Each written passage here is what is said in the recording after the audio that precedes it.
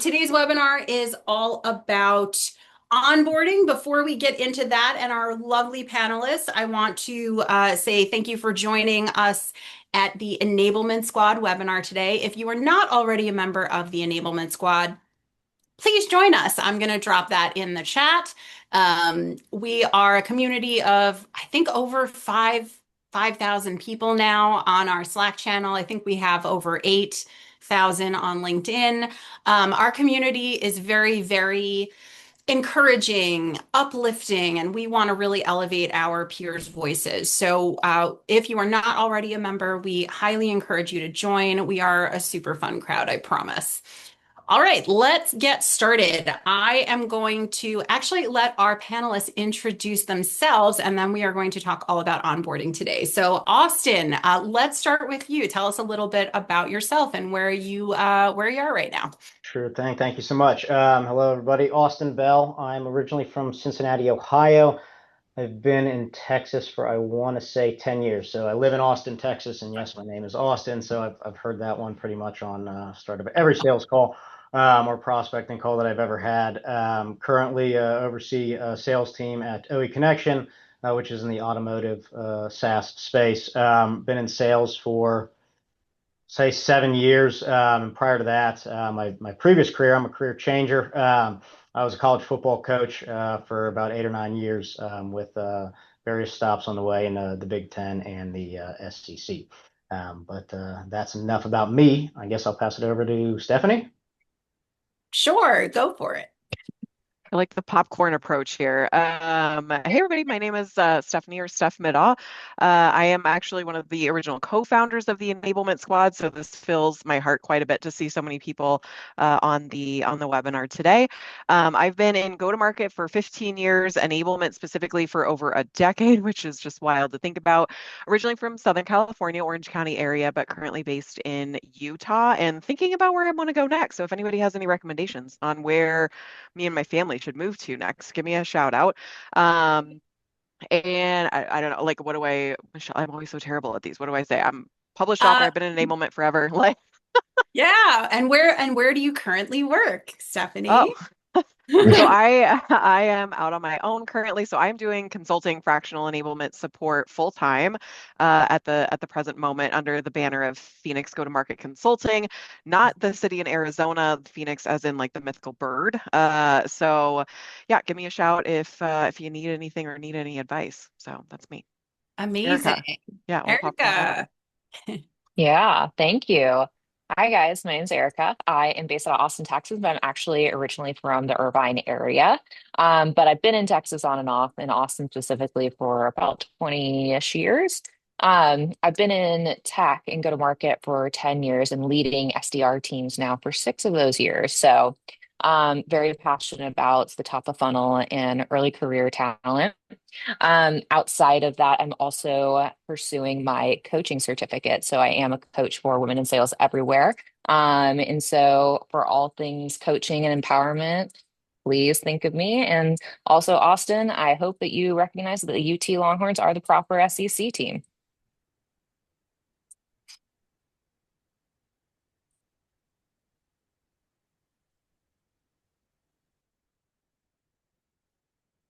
Michelle, you're on mute. Yeah, sorry, I just lost my mute button there.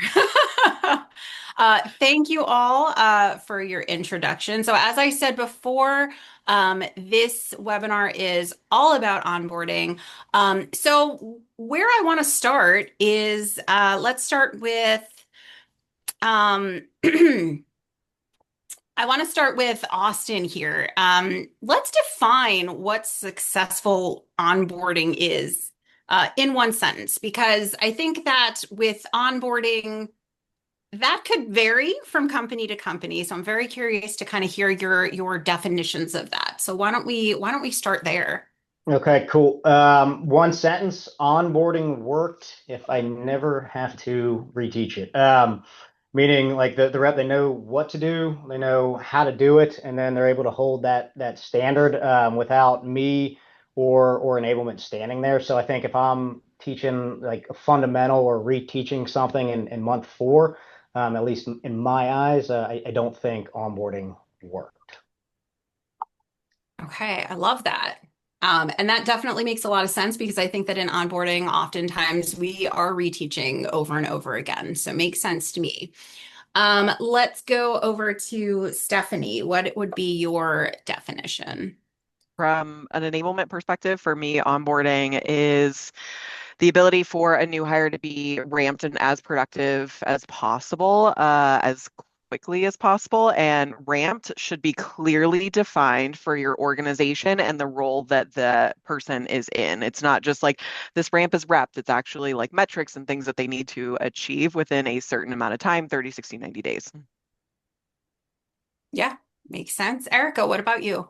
Yeah, I actually like I'm gonna simplify it a little bit from my perspective as like a early career talent manager. For me, it's the word actionable. Like it's a successful enablement program is actionable.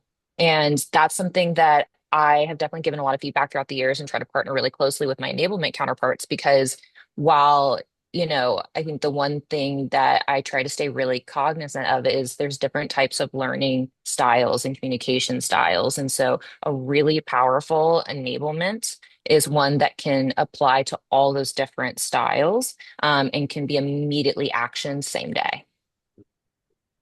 That's a really good answer. I like the fact that you're talking about same day too, like really being able to actually use and prove that you're using it is awesome. And then when we think about onboarding, the other thing that kind of pops into my mind is like onboarding completion and those metrics that kind of prove that that we've gone through it. So I'm curious, and Steph, we'll start with you. What is one onboarding metric that you would want to make sure was protected by you, even if your executive team are like, no, no, no, don't worry about that one. We got to get them ramped right away. But what's that one metric that you're like, absolutely not. We need to keep an eye on this one. I'm gonna bend the term metric just like slightly on this one, but I think the key thing here is giving like new hires enough time to actually get settled in seat.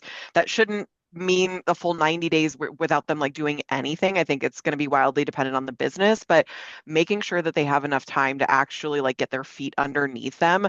I've worked at organizations before where, especially on the BDR side, it's like, well, just get them on the phones, just get them in front of everybody after 3 days at the company. And when I think about like the metric, it's in my opinion, people should have at least 2 weeks underneath them with getting the system set up and understanding the company and their role and their manager and their teammates and all of those things. So bending it slightly from like a metric definition, but that's the hill I will die on every single day.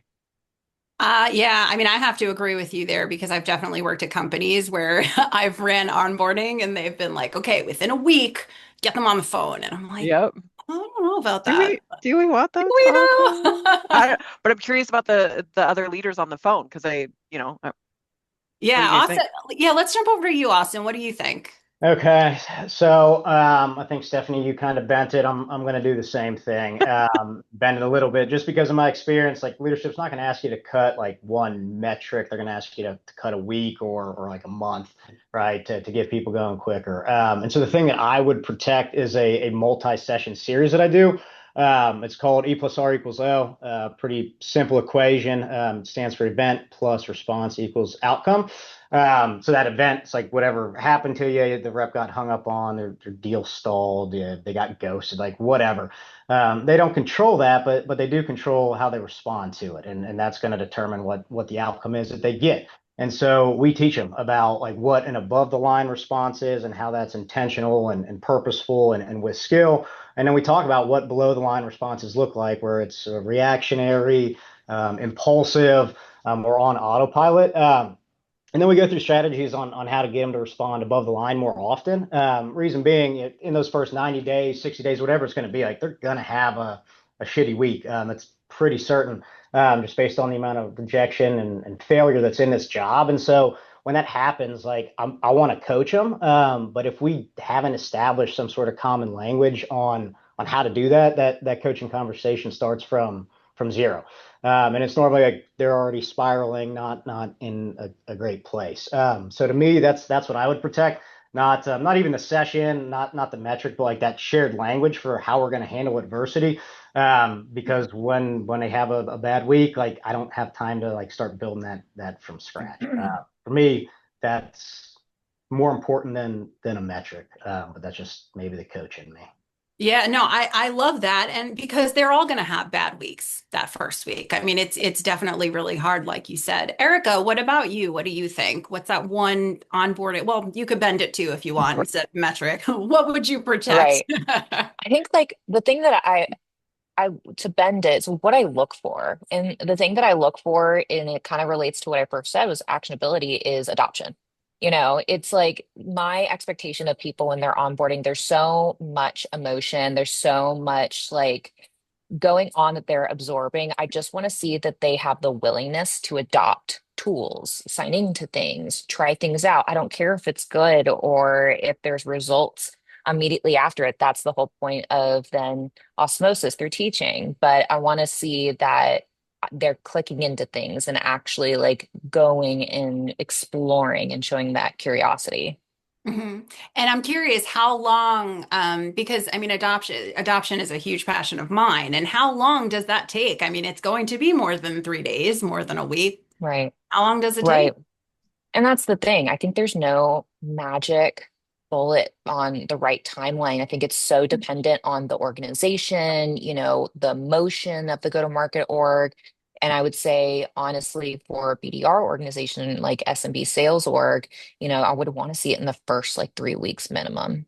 hmm And we did have a question in the chat around fostering curiosity and fostering that engagement. What are some tactics that you use in onboarding to make that happen? Yeah, I think the biggest thing is making the environment psychologically safe.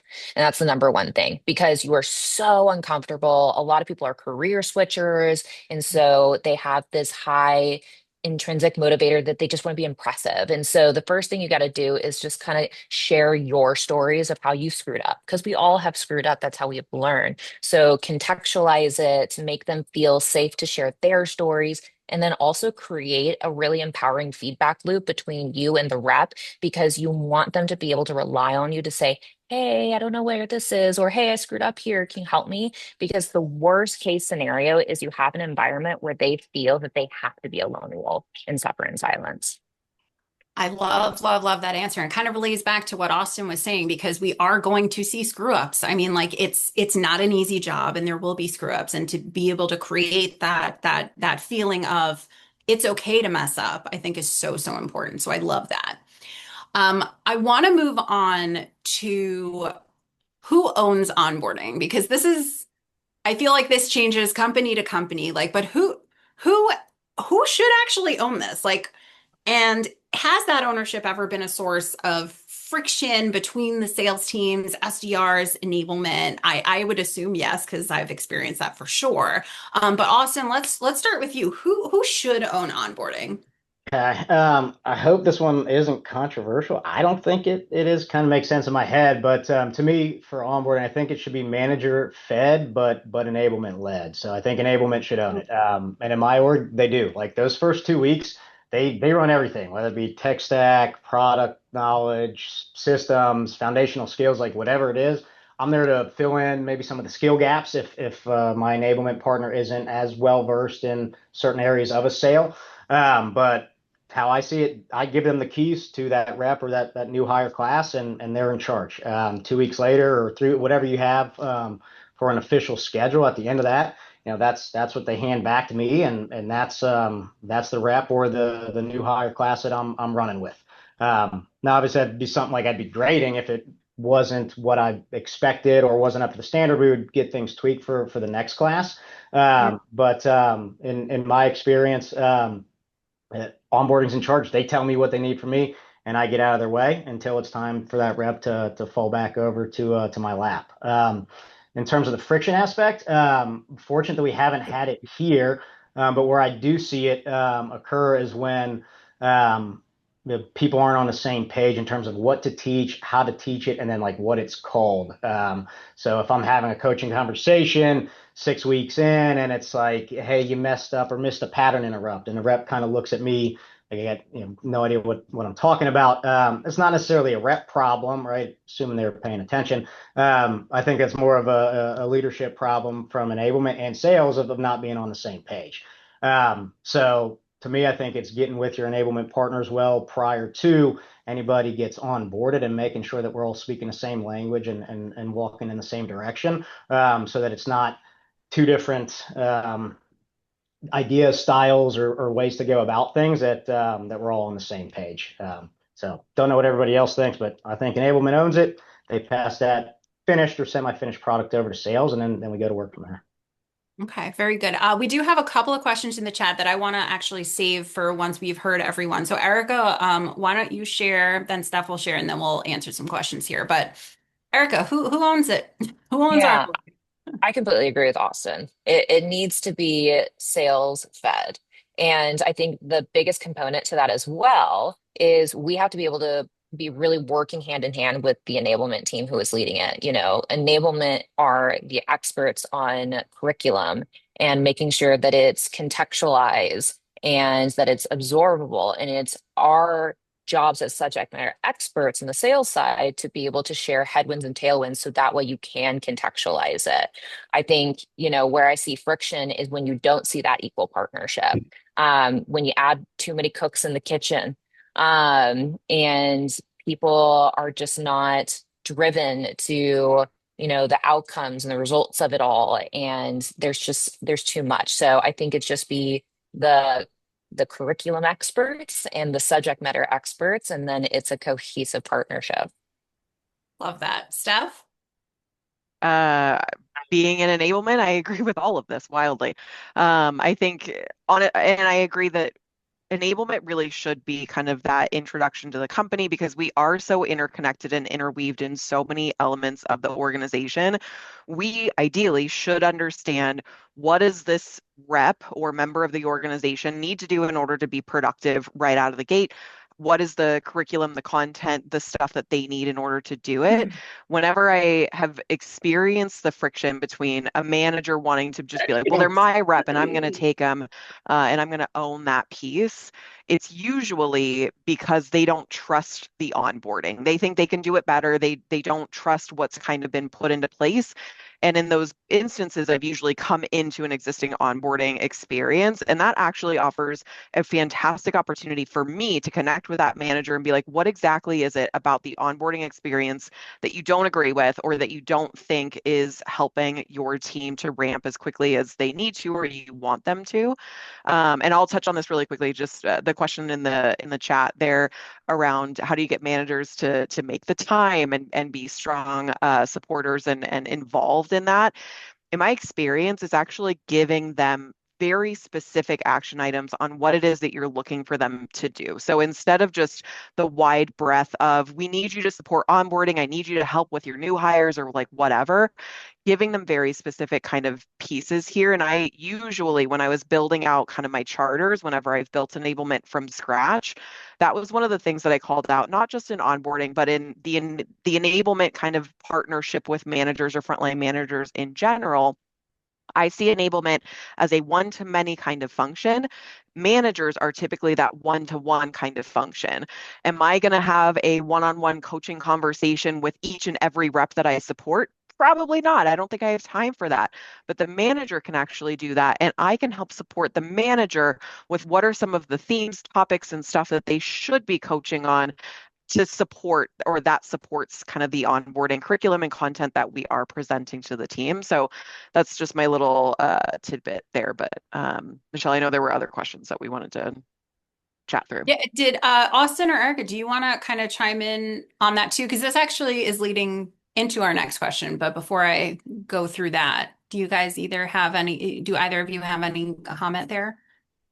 I think I the biggest thing from like a sales leader being bought in and like working with the enablement team, I think the onus, there has to be motivation on the sales leader. Like, I'm going to be really frank. Like, we're all taught as go-to-market leaders, recruitment, retention, revenue. That's our like breath as leaders to be successful. And that retention piece is enablement.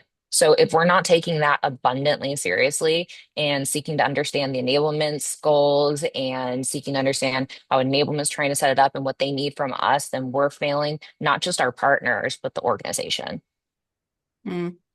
Austin, you had come off mute as well. Thoughts? Yeah, so I don't know. That one doesn't make sense to me just because I don't get it. Like, why would they not be interested or investing? In my opinion, there's nothing worse than getting a rep after them being at the company for 1, 2, 3 months, whatever it is, and then you hear the manager say, okay, like now onboarding really starts or whatever. It's like cool, like we just wasted 3 months, and there's a resource or people or a team that are there to help you achieve like whatever it is that you want from a revenue standpoint or a meeting set standpoint.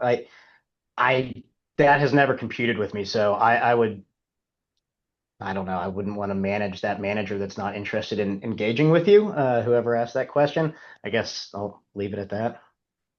Yeah, and that kind of leads into our next, because there's definitely, and I'm sure people on the call have experienced this, where managers are less than enthused to work well with enablement, whether it's onboarding or other. But part of the reason for that is because managers have a lot on their plate, especially if they manage a very wide, a very big sales team. So when we think about that, if managers just have a ton to do and feel like they simply just don't have the time, um, how much of onboarding should be running through them? I think we talked about this a little bit, but let's maybe get a little more specific. What should go through them versus enablement, completely owning it and just kind of like giving them a to-do list, for example.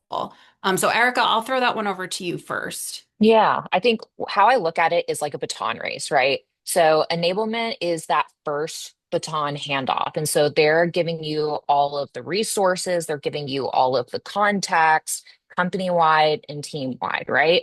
And then Hmm. it's my job on the second part of the relay race is to then test the knowledge and then fill in gaps. Like if we're talking about current customers or we're talking about like what's working in like the ecosystem in which we're selling product wise, wins, losses, and then testing the knowledge that they're learning with the enablement team. So those mock calls, making sure that they're understanding like the deeper parts of objection handling and just like the nittier grittier stuff. And then also cluing in like things that may not be a part of the enablement stuff, like reading between the lines, like please introduce me to someone who has a clean Salesforce and a great CRM. And it's our job as sales leader to tell them like, hey, look out for this, or, make sure you're thinking about this stuff too, and just plugging it all together to create the ultimate story. Hmm. Steph, how about you? I think this is one of those interesting pieces where outside of just like frontline sales managers or frontline managers in general, I also think about any of the subject matter experts, which if you're hosting virtual sessions or workshop onboarding boot camps or anything like that, there can be a lot of pushback of just, I don't have time for this, you're asking a lot for me. And I think figuring out and as much as possible, finding that compromise or middle ground between, okay, if I have the same subject matter expert or the same sales manager coming to my virtual sessions or my live sessions every 2 weeks, every month, or whatever it is, could their knowledge actually be captured in more of a self-serve kind of capacity? And then their role in onboarding, whatever that kind of looks like, now becomes more discussion, AMA kind of questions, or like whatever it is, versus maybe like the lecture. I'm just talking at the same PowerPoint slide deck over and over and over again every few weeks. That's where, again, I think like understanding everything that the manager has on their plate, why they're pushing back. There is a level of psychology embedded into enablement of understanding the people that we're working with and then trying to find the best solution between the two. I'm not always going to win. They're not always going to win, but trying to find that middle ground between the two. Are there elements that we can create more self-serve content or leverage AI, which I think is one of our questions coming up, in certain ways that then take off certain burdens, but then add a level that maybe the manager or subject matter expert is more excited about participating in. Hmm. Yeah, absolutely. And Austin, I'm curious to hear your answer because it sounds like you've had different experiences working with managers than we have. So, um, yeah, how do you kind of handle that when managers are just overwhelmed with a lot of work? I would say that that probably points back to not that period in time that the question is about, but prior. Like, why aren't you on the same page prior to you being stretched thin, as the question asks? So if we've all agreed that enablement owns onboarding managers or sales managers or directors, VPs, whatever, they're responsible or they own enablement. So that should have been done well in advance of them getting stretched thin. With that being said, like I also expect enablement to teach. So at least here, like most of the sessions are with my enablement partner. Now, if I'm stretched thin, there's got to be somebody else in our organization on my team that can teach whatever the maybe more skill specific session it is that I would traditionally own. I can't be the only person here that can teach the fundamentals or foundation of like cold calling or how to like do closes. So leaning on other managers or some of your high performing reps, especially if they have interest in getting to next level or getting into to leadership. It's a good way to get some exposure for them and switch things up a little bit. Is have them own and do that session, and they're the subject matter expert. So Yeah, I love that. And yeah, I think that, the communication does have to happen, before you even implement something like this so that everybody is aligned with what the expectations are, and everybody has an understanding of what everybody's role currently looks like, what bandwidth they have, and all of that. So that makes total sense to me. There was a question dropped in the chat around buddy programs. So I'm curious. I know Steph, you kind of chimed in there. If you want to share a little bit about buddy programs, then I'd love to hear from Austin and Erica as well. Yeah, I've seen a couple of different iterations of buddy programs. Either you're pairing up new hires together, which I think can be incredibly beneficial, people with the same experience that are going through the same cohort at the same time of your company, that can be wildly beneficial. I've also seen, and I put this in the chat, where new hires were actually paired up with existing members of the team. I've seen this done in a couple of iterations where it's just like, hey, here's your new hire buddy, like take care of them for a few weeks, and then it just kind of like dies on the vine a little bit, unless there's some specific structure. The most successful one that I referenced here was actually where the experienced or more tenured members of the team actually had built into their bonus plans or their compensation plans, where the new hire success was actually reflected in if they hit certain metrics, right? The new hire, then they would get a bonus or whatever it was. So that existing member of the team is actually really invested in the new hire's success.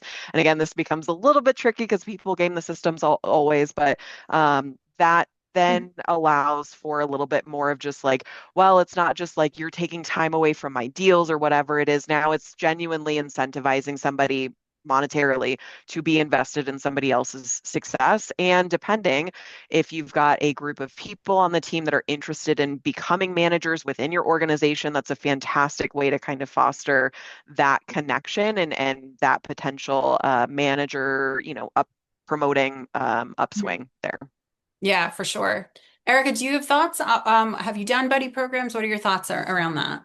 Yeah, similar. I've seen it done a couple different ways. So, of the couple different ways, my absolute favorite, especially if you don't have the budget for incentivizing, is working with your enablement team to get something set up, whether you have like flock or seismic or something like that, to where the buddy can then record the answers or the feedback loops. That way, then the manager then can go and see, like, hey, is this like their sessions meeting the criteria that I'm hoping to? That they'd be able to get done together. That's something that's really worked in the past for me. And to that point, like what Austin said, it's a great thing to build your brand around at the company and be able to kind of showcase on your resume too if you're going for those leadership or team lead positions. It's definitely something that I've seen companies attach MBOs to and those incentives, especially from a team lead perspective. That's always good. But my ultimate favorite is when you have, whether they're virtual or in person, someone from the team that raises their hand and they physically come and teach a Mhm. session that they're passionate about, whether it's cold cold calling, whether it's account research. That way, a cohort can then say, "Oh, that person was really good at that." After the session, I'm going to get a one-on-one with them or a coffee chat. And so those are the lowest hanging fruit that I think really work. Yeah, I love that. And that also creates a lot of belief within those teams if they have someone who, of their peers, for example, who are sharing, hey, this actually worked for me. So I love that. And Austin, what are your thoughts on buddy programs? Have you run those before? Yeah, we do a couple different things. Some are part of the buddy program, some I guess just kind of traditional onboarding. We'll take the new hire to lunch with management and with enablement, and then their buddy will join, and we'll normally bring one or two other peers to kind of kick things off in their first or second week. And then from there, they've been assigned a buddy, and that buddy's responsibility is to meet with them at least once a month. And if they want to go grab coffee or get lunch or something like that, if it's not in the budget, I give them my card and they can run it and I'll expense it. And then outside of that, they know that prior to coming and asking me a question, they're supposed to go ask their buddy first. So I kind of force feed or force their hand of like, hey, I'm sure that's a great question. Have you asked Jade yet? If you haven't, like, hey, and so trying to foster that. And not just within the buddy program, but if the buddy's off, somebody else, their desk sitting next to them in the pod, whatever. Because we're in office 3 days a week, so I think it Mm. makes it a lot easier to become buddies, not just with your assigned buddy, but other people that work there. Yeah, absolutely. And going back to what Erica was saying before about psychological safety, yet another reason why that is so important because we need them to feel comfortable with going to their buddy or even going to another buddy when their buddy is off, right? We are going to get to AI in just a second. I do want to ask one question that did pop in the chat. So this is kind of like a bonus question here because I do think it's really important. And it's asking about practical metrics that we can track in onboarding in order to measure the success of the program. Are those metrics business, tied to like business outcomes, et cetera? And what are those metrics that we really should be looking at? So Austin, while we're still chatting, I'm going to start with you and I would love to hear, a couple of those metrics that you follow and feel comfortable with saying this was successful. Cool. Yeah, I try to keep it pretty simple. Like I focus on three things, and those are my three main KPIs, whether they're in onboarding or out. At least to me, it kind of speaks to their ability to do everything else. So talk time, connected decision makers, and then unique accounts touched. Obviously, we scale those back while they're onboarding and as they exit onboarding and continue to ramp. But to me, if they're able to use our systems appropriately, if they have the skill to have the conversation or to do the cold call or whatever, it's going to ultimately show up in those three metrics. And then those are more outcome oriented metrics versus like, hey, just make, 100 calls a day or something. Like there's not much.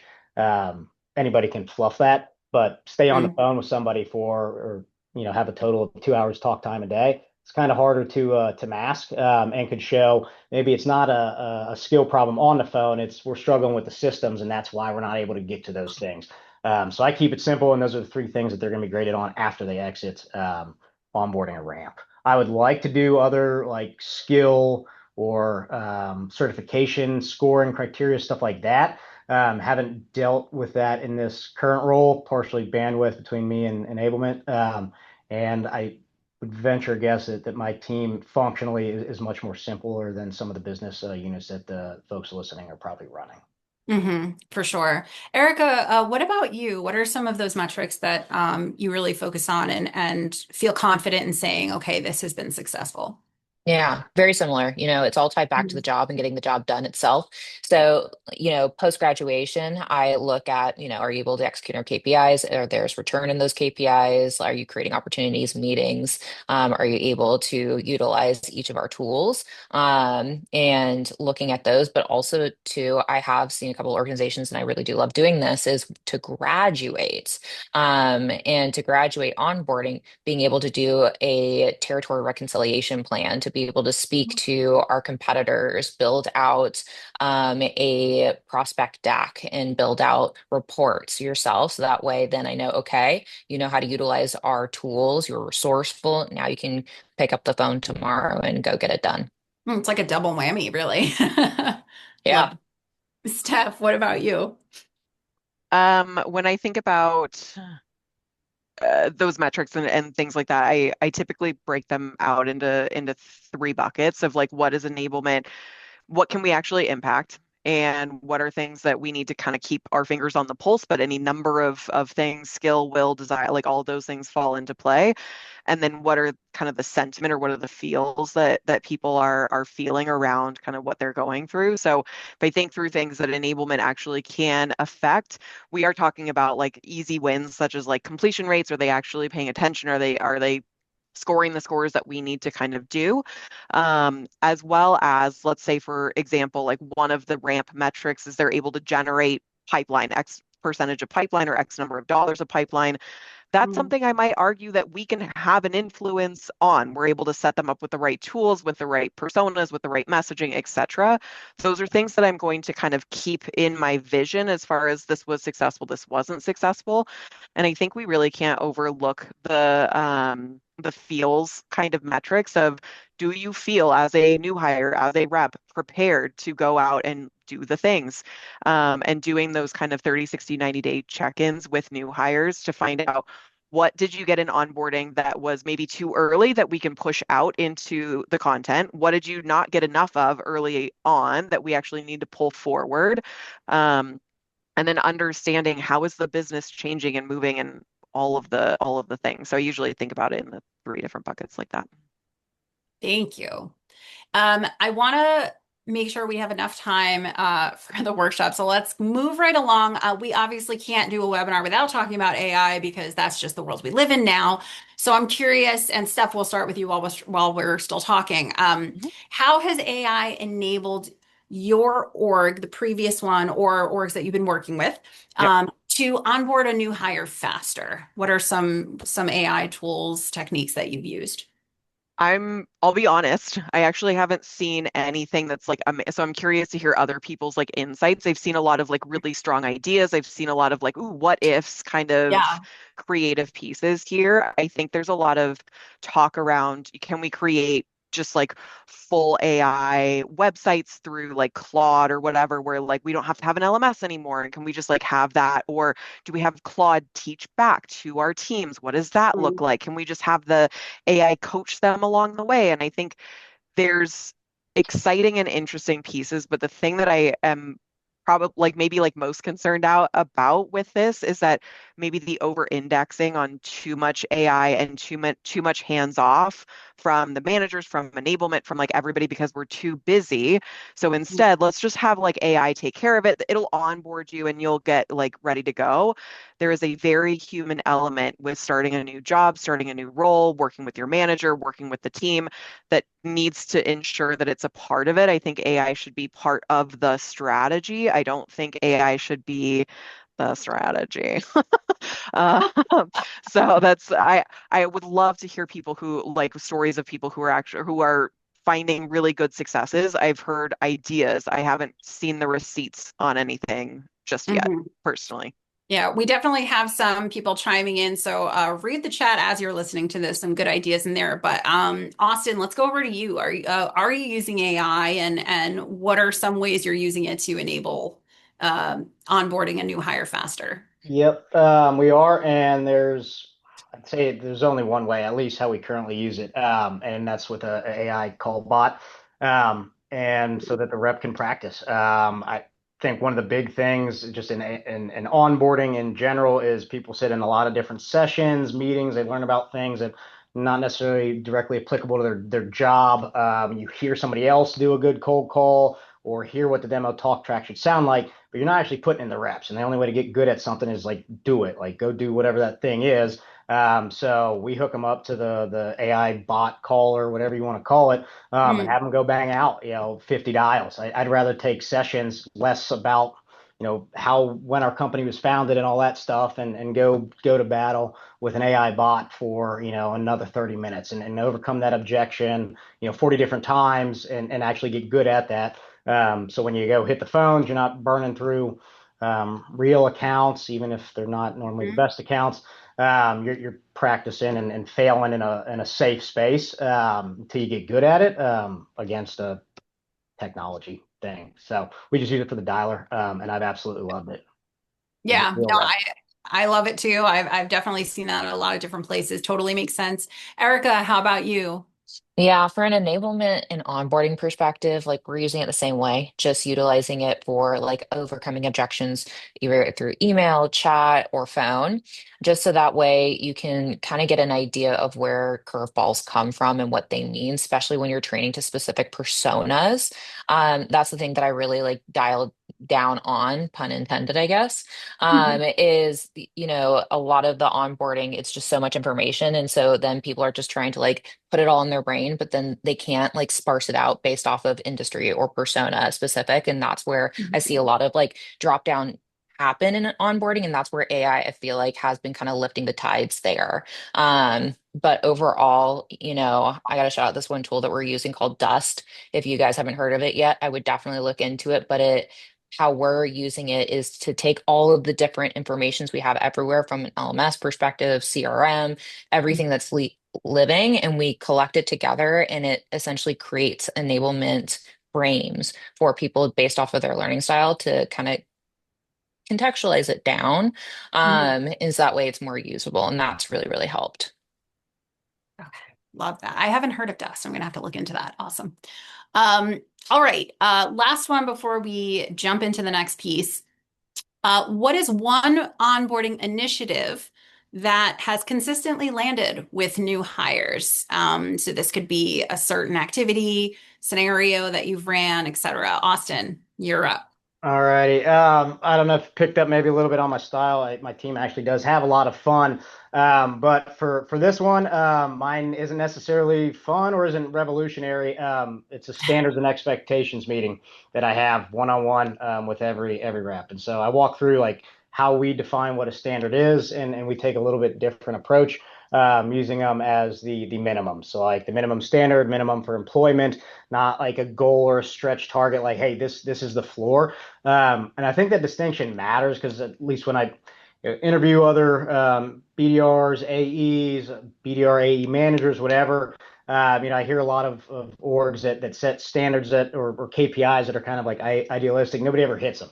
Nothing happens when nobody hits them, and reps start to learn pretty fast. Like that number isn't real. And so once they learn that, everything else that you give them, they deem as negotiable. And so I treat ours as the absolute opposite of that. That if you're not able to hit these, this tells me that you're not giving any effort, and I'm not gonna coach effort in this job. Like I'll coach your objection handling, your intros, your close, whatever it is. I'll coach that all day, but I'm not going to coach effort. If you don't want to be here, like that's okay. I'll help you find the door.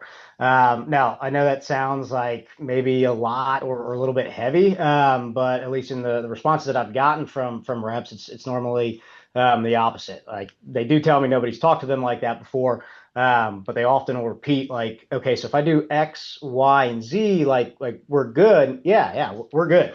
They're not guessing what I want in month two or month three, and so I think that's why it lands, not because it's like exciting or inspiring, but it's Mhm. very clear, and it's clear from the jump. So boring meeting, but it's one of my most important ones. Hey, if it works, right? Erica, how about you? Yeah, I think one thing that I really love doing, especially if you have really big cohorts, the one thing I want people to feel when they're walking away from an enablement is like the integrity piece that they have to carry at being a part of the job. And so we'll have an ELT member from go-to-market, whether it's a VP of sales or a senior director, come hold like kind of an intimate session with 3 or 4 reps. And the expectation is they come and tell that him or her the learnings that they got from onboarding and, questions that they have for this person on how they can show up and be a change maker in the organization. And, typically always try to have the leaders that come in that will remember to the names of the people in the cohort because want them to be able to go up to them at SKO or kickoff and be like, Mhm. hey, remember I committed to this thing? I just hit it. And so it's just like intertwining that level of integrity. Nice. And then Steph, over to you. What's the one initiative that you've ran that it's always a winner for you Yeah. for your hires? I always get really strong, like positive feedback years later about the onboarding boot camps. So obviously, like kind of the larger piece, but the fact that it's not, again, like I lean really heavily into workshops, hands-on, actual experience. Like let's hear from the people that are doing it instead of just like let's do a whiteboard, let's kind of like build everything out versus let's just talk at you for 3 to 4 days. I've always gotten pretty consistent feedback that the onboarding workshops that I've built and run at the companies that I've been at are one of the favorite pieces of their experience, usually kind of at the organization. So love that. And everyone on this call should love it too, because in the 12 minutes we have left, we're going to run a super short one featuring Steph. So Steph, over to you. Let's talk about this like 12-minute workshop we're about to run. Heck yeah. Okay, so this is meant to be just like a really quick kind of let's get your mind running workshop kind of situation here. I'm going to share my screen really quickly so I can show you what the template is. So we're going to break y'all out into breakout rooms, right, Michelle? That's what we're doing. We can. I believe we can. Yes, We're we can gonna do that. break everybody into some breakout rooms randomly. And we're gonna give you this link here to this little spreadsheet here. What we did to keep this kind of really quick and high level. So just define, I think, the prompt that you're going to see our little prep doc here. So your company is hiring some new reps across the next quarter, across a couple of different teams. And there's new product features. There's like sales AI processes and things like that. Leadership, surprise, surprise, wants faster ramp. Your managers are stretched thin. We touched on that a little bit. And your enablement resources are slightly limited. What? Nobody gets enablement anymore. So what should the first 90 days look like? This is meant to just kind of get your brains working a little bit. So I usually think about onboarding, and this is where this came from, in a competency kind of model. What do they need to know in their first 30, 60, 90 days, from the market to the company to their job to the tooling to all of the different things? So if you think about what's the competency or the outcome that you're trying to achieve here, can articulate our core value. That's a pretty standard one across the board. What's the defined skill here? Shout out, I think Austin was the one that kind of dropped in this added layer here too. So like they can do pattern interrupt is the skill. When do they need to know it by? How should they learn or practice? And then how do they prove it? Talk amongst your groups really quickly. I think we'll give you maybe like less than 5 minutes, maybe like 4 minutes in your groups, and you can kind of chat through. Obviously, this is going to be wildly personal to the company that you work for and the structure and everything that you've got. But this template is here. There's a couple of other tabs along the bottom. Michelle, let me share this link here in the chat for everybody. There's a couple of other little tabs in there around like things that I've built that have worked from a templates perspective. So feel free to poke around. You can keep this, use it, abuse it, change it, however you want to use it. But let's drop everybody into a breakout room really quickly. Chat amongst yourselves, and then we'll bring you back and we'll do some key takeaways. All right, we'll be back in a few. Here we go. And all you have to do is join your rooms, please.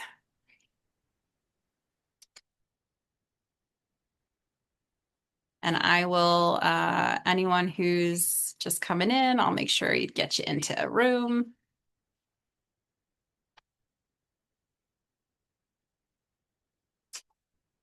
All right, everybody should be able to join their rooms now.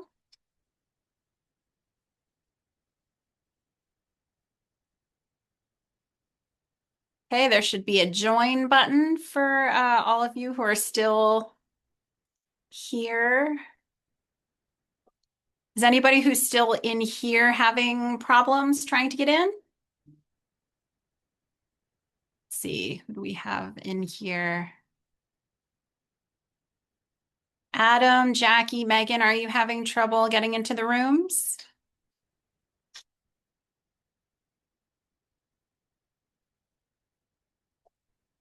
Oh, let me review. Rico.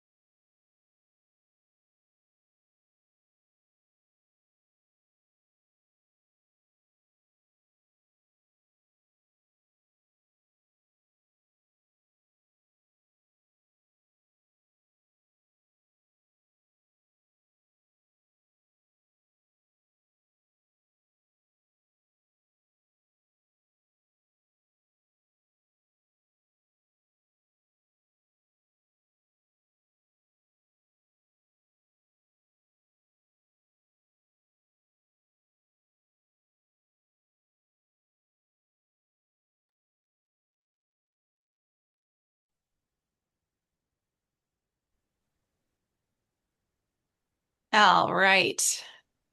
Welcome back. We're still waiting on a bunch. I think there's a good chance that there are a lot of people still chatting and are holding out for that 30 seconds before they jump back in. Yeah. Um, but let's see. Yeah, almost ready, guys.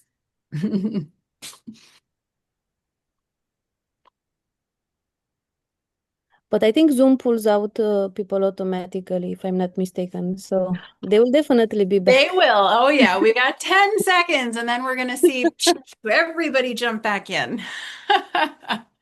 Yeah. Here we go. By the way, I'm not sure if All there is anyone else right. based in Europe, but I think I'm the only one. Oh my goodness. Well, glad to have you and welcome back, everybody.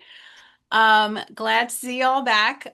Steph, did you wanna I would love to hear Steph, let's start with your group, just some insights or thoughts about the workshop and the spreadsheet that you were filling out. So we went a little bit rogue. Per usual. But we were mostly just talking through kind of, getting the onboarding kind of set up. What are some of the things that you think about?